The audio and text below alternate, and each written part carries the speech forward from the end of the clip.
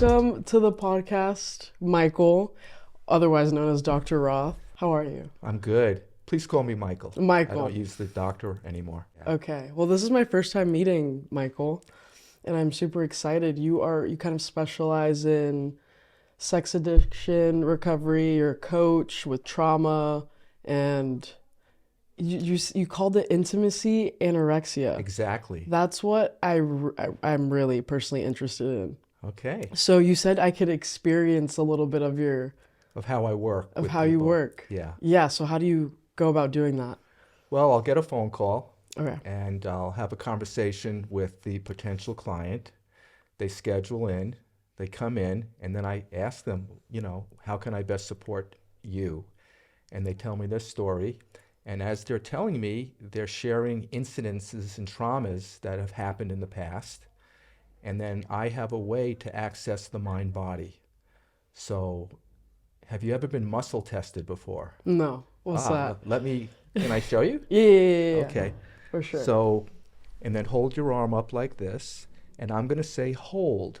I'm going to push down, and you're going to push up. You're going to oppose me. Okay. Hold. Exactly. Do the same thing. Hold.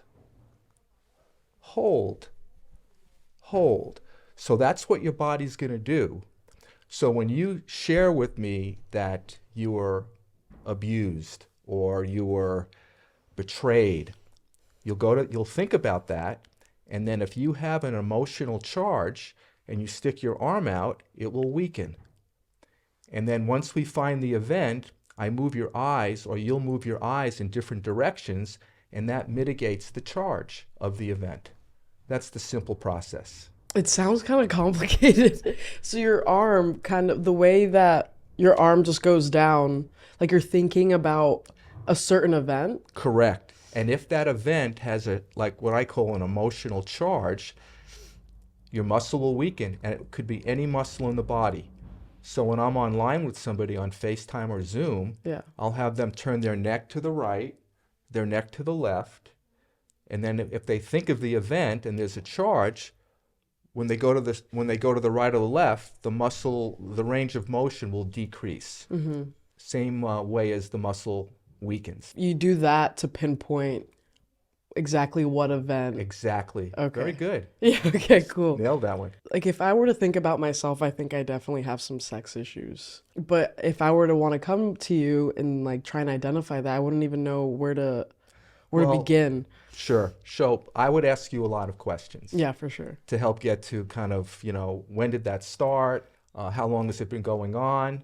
What was the event? Because usually there's an event or events that have happened that creates a charge, and then the person will either avoid or move towards. So either want to like just constantly engaging in sex or completely avoid it. Yeah, usually, what happens is if somebody's sexually abused, what I have found is many of those people become promiscuous, and then there's a subset of people that will become anorexic, meaning they have like an aversion, they'll completely stay away from sexual activity. I feel like early in my recovery, because I'm personally in addiction recovery, like in that first year, I feel like I hurt somebody that was like maybe a potential partner, right? And after that, I was like, no, I'm just staying away from people almost like as a punishment towards myself. Right. I mean, I didn't realize that was like a thing I was doing, but looking back, I was like, I think I'm just punishing myself for hurting somebody in that way. So what I would do with that, if you were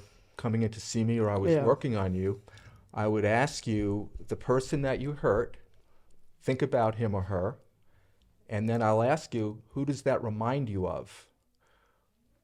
Who else have you hurt in your past? Or who has hurt you? And then I would look to see if you have an emotional charge on that, because we want to clear the previous events that are collapsing on top of what happened, if that makes sense. Is it just reminders, or maybe you're recreating an event? I feel like we do that. Even sometimes we don't identify as something as traumatic. That was my personal experience as well. We can't, for some reason, is it like subconscious that we recreate it? So there's a word called the samskara that I didn't make up, that I've heard. So something will happen in our past, and we don't deal with it, and it becomes an incomplete. So if I'm 8 years old and my parent dies, and I don't know how to deal with it, and I'm not taken to counseling or coaching or therapy, life will go on. There'll be another death, and each one collapses on top of the other until the person has a difficult time. Functioning might be an extreme, but they get stuck. So that's an example of the collapsing. It could be any sort of trauma or an event. So if you hurt somebody, you believe you hurt somebody, I would imagine that there's been hurt before that one that's being put on top of. Because hurting one person like you did and then becoming somewhat anorexic, to me, doesn't add up. So I'm betting that there are other events that are contributing to, or what I use, collapsing. What kind of made you want to get into this work? Well, I grew up in addiction. I remember when I was a little boy my dad was driving in the car, taking myself and other kids to school. And on the car on the bottom were gambling newspapers. And I felt really, really embarrassed and ashamed. I didn't want anybody to know that my father gambled. And then when I was, I think, 25 years old, I was at a gym riding a bike, and my wife at that time came in, and I knew something was up. And she came up to me and said, "Michael, they found your dad in a coma, beaten up in Forest Hills, New York. And 30 days later, he died." And I'm convinced it was from gambling and a gambling addiction. And that was it. So you've kind of made it almost your mission to kind of help people recover from addiction. Yeah. Any way, shape, or form. Well, my approach is the mind-body connection. I have a unique skill set that has been very, very effective. And I have more of an affinity for process addictions, like gambling, like sex, like That's love. a thing? They call it process addiction? Yeah, it's a process addiction rather than a chemical addiction. Chemical would be cocaine. I don't have to tell you. You said, I don't have to tell you, what chemical addiction is. Yeah. What's kind of I want to understand how you would explain addiction, because I hear it from people that are in the program, the 12 steps and such, but I would love to hear your understanding. A person becomes powerless over a behavior. To me, that's the simple version. They want to stop. They say they're going to stop, and then they'll do the behavior. "Oh, I'm not going to do that again," and then they do it again and again. And it becomes, again, in the process world, a compulsion, a compulsivity.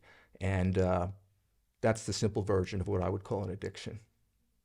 And the same brain chemistry goes on, the dopamine hit and, all of that, only it's from a behavior rather than a chemical on the table. Yeah.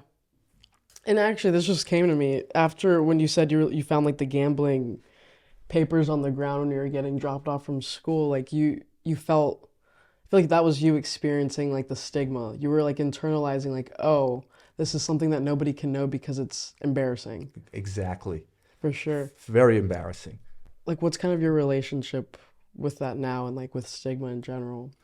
Well, I think it's gotten a lot better.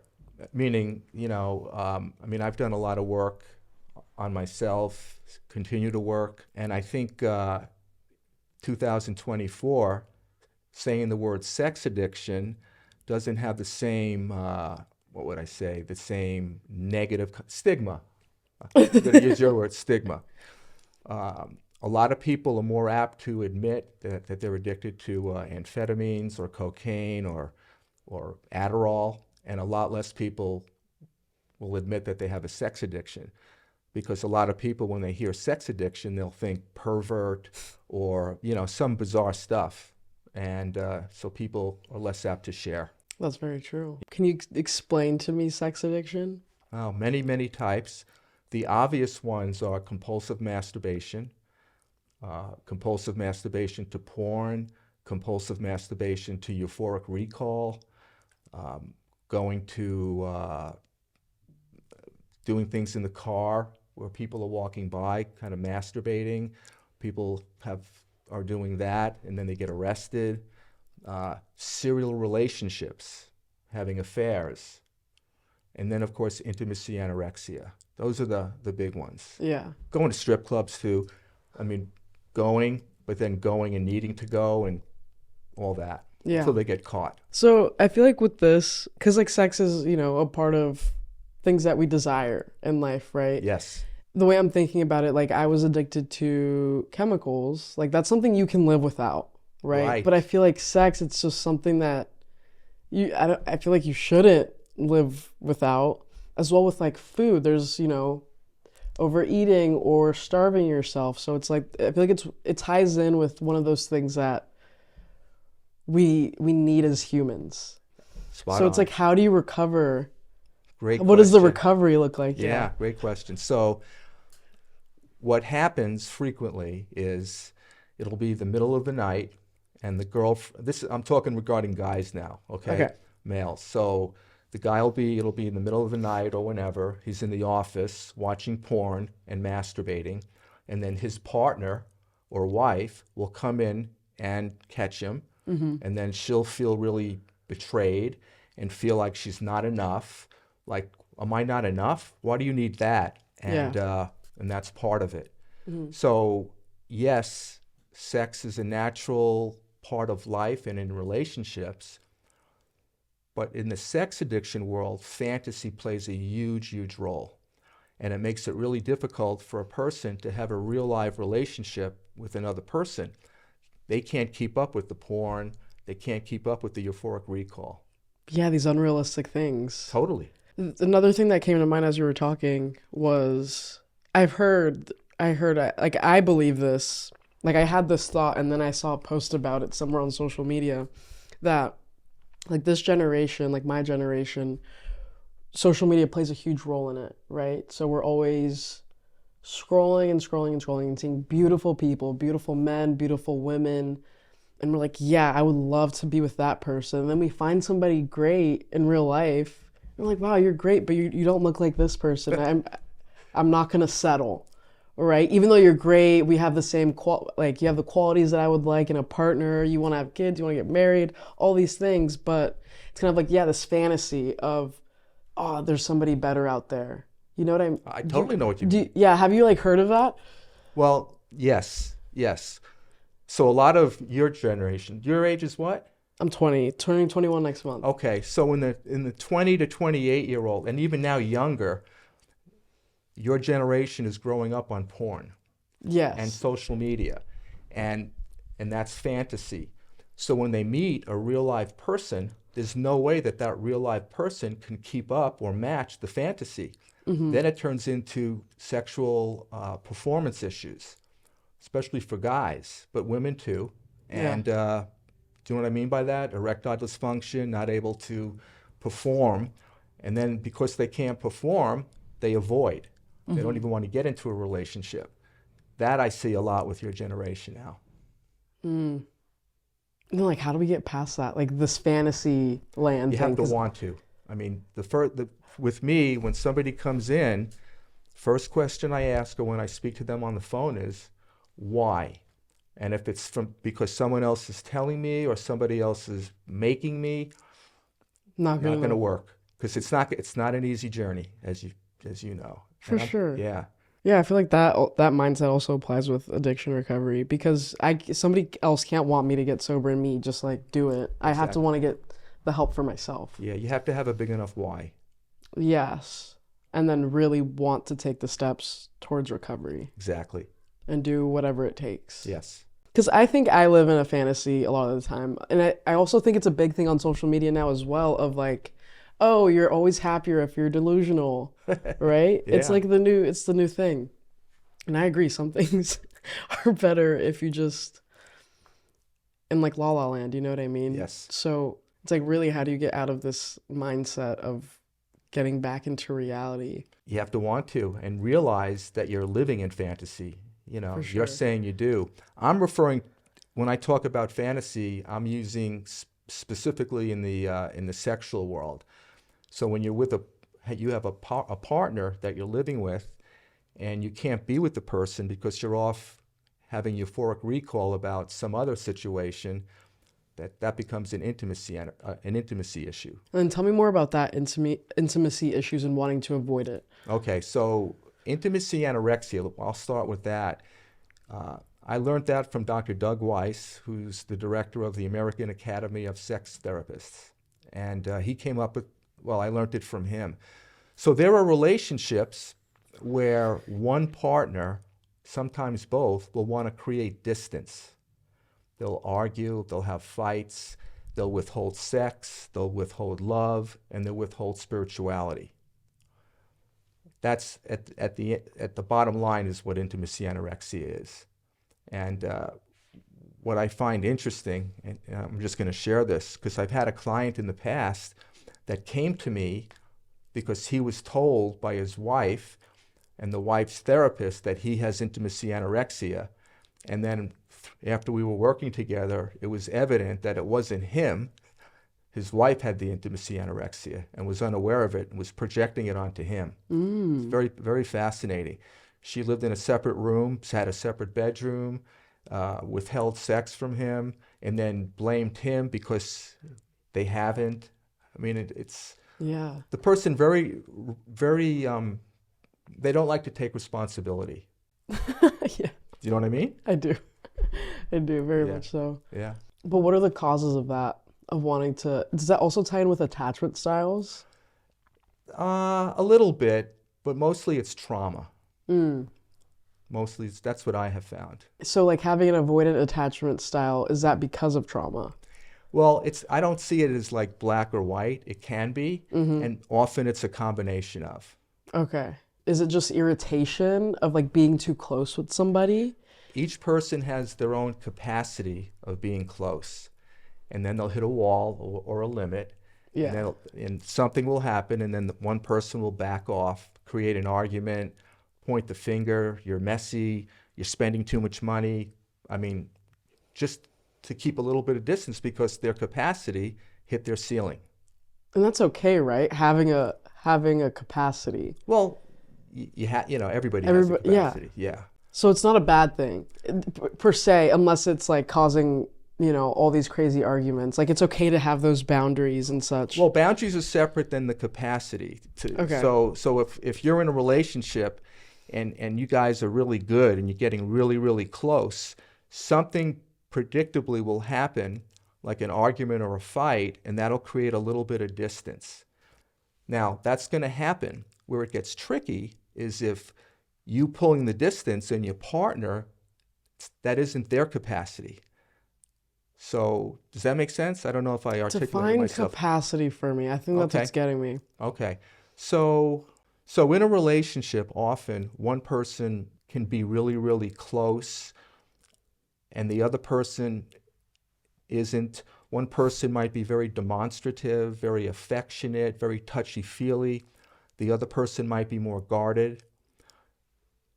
And the person who's more touchy-feely might want more from the person who's backed off, and that could cause an issue in the relationship. So that's capacity? Well, one person has a capacity. So the one partner, touchy-feely, and I always often wonder, if the person, the partner, was more touchy-feely, would the person who is touchy-feely hit a capacity where that's too much? Yeah. That's what I mean by capacity. At some point, it's too much. And they don't know it's too much. It's like unconscious. And then that's when they push the person away with distance, with an argument. None of this is conscious. Okay. None of it's conscious. Okay. And then how do you come back from that? Is it just the first step being aware of like, oh, this is what I'm doing without realizing I'm doing it? Exactly. Awareness is the first step because most people are in denial. And then I guess then it's just communicating each other like when my cup is full. Exactly. Yeah. Exactly. I'm kind of curious to see of like certain examples of traumas that people have experienced that caused them to either be intimacy anorexic or very addicted to more and more love and affection. Okay. So the short answer is, to me, addiction is self-medicating.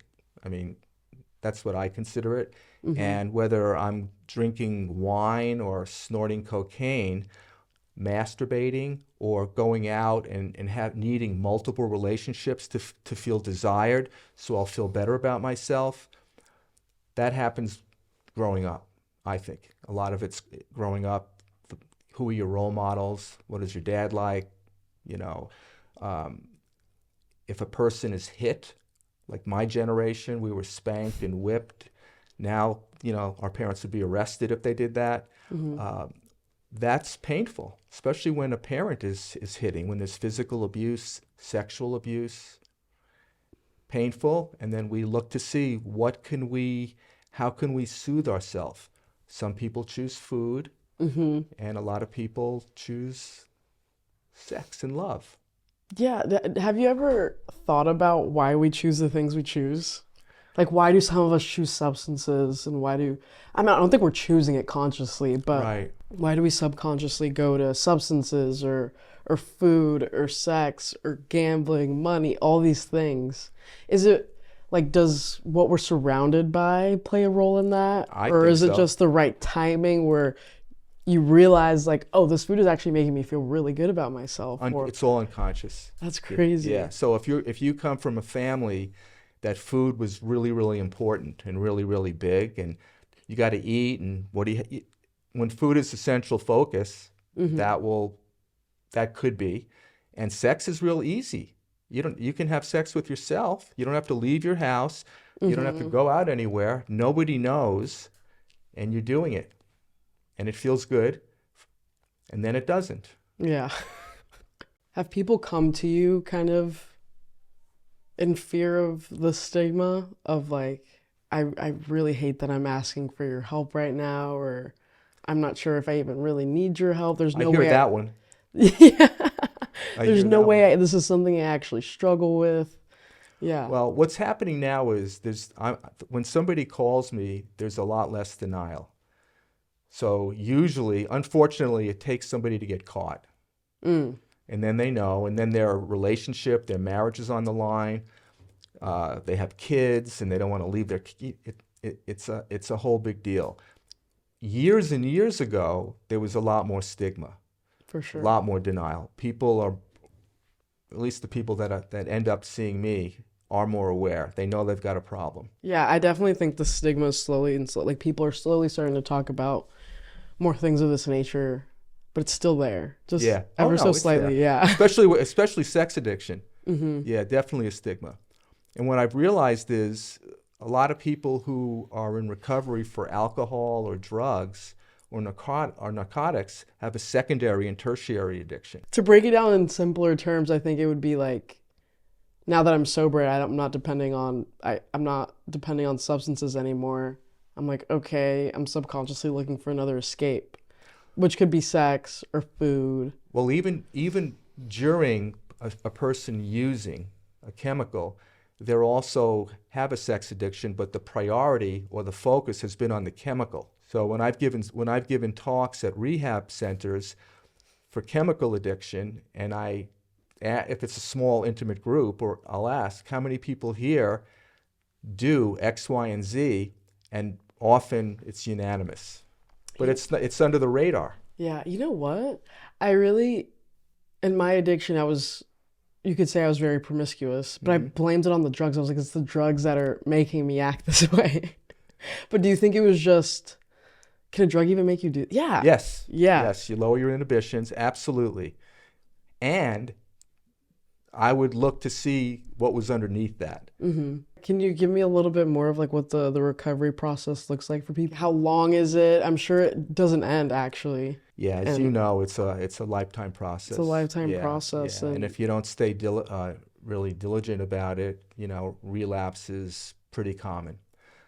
So what I recommend to people that come in, and I can't give you a time frame, but when somebody does call and say, this is what I've been doing and how long, to me it's a 6 month to at least a year commitment, and with working with me, as well as doing 12 steps and having a sponsor, all of that's tied in, and having a support group, all needed for a real positive recovery. And then when I was first introduced to you, our mutual friend used the word somatic. Yeah. And it defined that for me. And so somatic is body. And when somebody comes in, we're using the body and the mind to clear the emotional charge. So when we started today and we were doing muscle testing, That's the body, and the body's giving me feedback as to what's going on in your head. And I've created a process that uses the mind-body, and I called it somato-emotional repatterning. It's when somebody comes in, that's the process. And I have different steps that I've created along the way. I'm assuming it all leads back to trauma. Would you say like the majority of the work you do is trauma based? Absolutely. Yeah. Yeah. Now someone will come in for an addiction, and I'll know there's going to be an underlying trauma, and that's where we go. And then we work with negative emotions, parts conflict. You ever hear somebody say, geez, a part of me wants to stop, but a part of me doesn't? Yeah, so that's a parts conflict. And there's a way to align the two parts. They can be aligned and Yeah. of the wanting to stop and not? Well, the part of them doesn't want to stop, and the part of them does. And then through a different process, we align the two. To come to one decision? Yeah. Yeah. Yeah, because it's unconscious. Mm-hmm. You know, do you ever hear that though from people? A part of me X and a part of me Y? Yeah, for Yeah, sure. I hear it all the time. Someone wants to lose weight. Well, a part of me wants to lose weight. I want to look good. But I I don't can't. want to give up the cookies and donuts. Yeah. Yeah. But there's also people that are addicted to substances and would say like they've had no traumatic experience and don't have PTSD. Well, PTSD is a little different. Really? We'll talk about that in a second. And if somebody is self-medicating, in my world, more than likely they have a trauma. And a lot of people think trauma is getting beaten, being in Vietnam or something like that is trauma. That's what I thought. Yeah, that is trauma. And being yelled at, being punished, being hit, being made fun of, being bullied, having death in the family, whether it's a human being or a pet, are all forms of trauma. I mean, there's a lot. You know, I came into the world, I was in an incubator for a week, and I was born in the 50s. In those days, my mother was not with me, so I'm in some nursery in an incubator, and the longer you're in an incubator without your family, that's traumatic. That's... Yeah. Because you as a baby want to be with your mother. Exactly, held, touched, and it's not there, Mm-hmm. especially back in the day, you know, when I was born. So being adopted, trauma. Really? Oh yeah, you know, somebody will be born, you know, have a different family, and they have to struggle with why, what did I do? Was I not enough? Am I not lovable? I mean, there's a whole litany. Yeah, of, even if their new family it's loves great. them. Yeah. Totally. Yeah. It's Yeah. still traumatic. Yeah. Definitely. Yeah.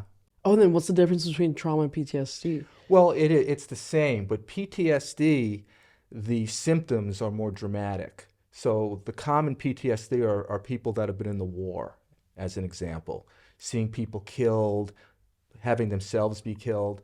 That's what I call PTSD.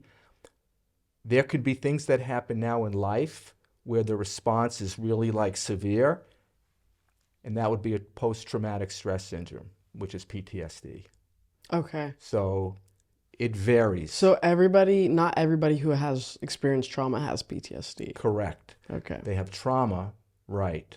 Are there cases where people just haven't experienced any trauma and still self-medicate? I'm sure there is, and I haven't seen anybody. Really? Yeah. Everybody that comes in my door or that I work with around the country, they have multiple traumas. Multiple.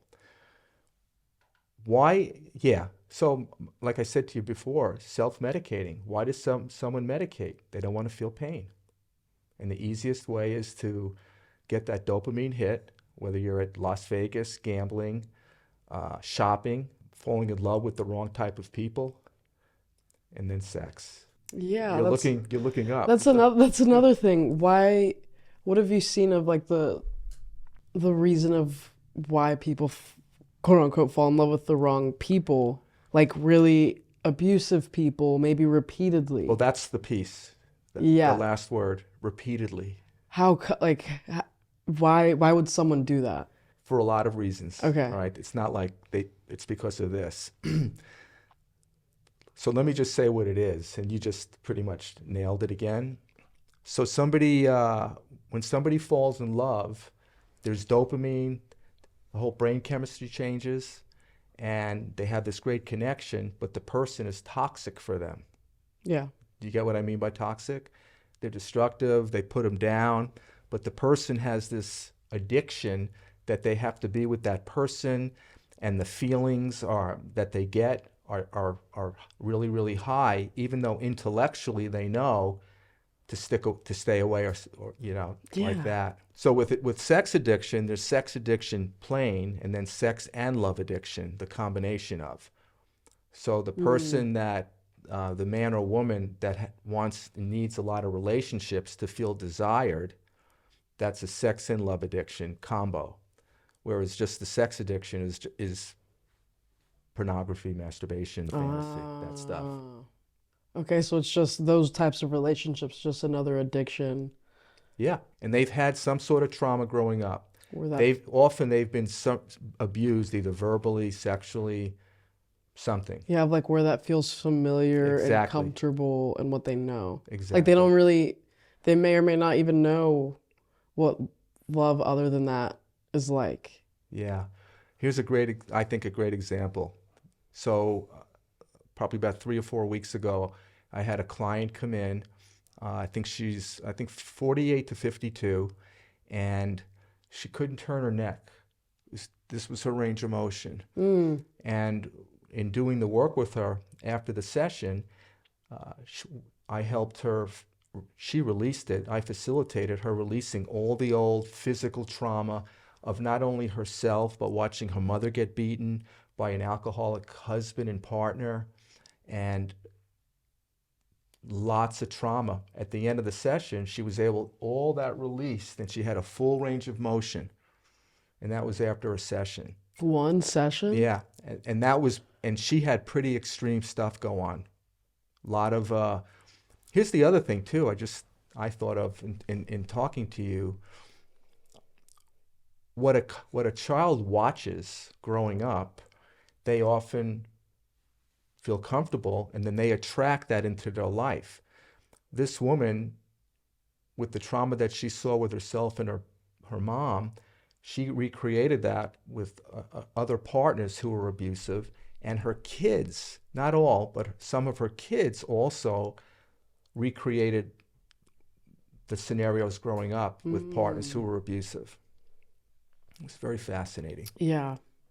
Like my personal experience was growing up, my parents didn't display any forms of affection ever. I think I've seen them like kiss 2 or 3 times max of living with them the 20 years of my life. Well, I was living with them for 18, so yeah, about the 18 years of my life. So,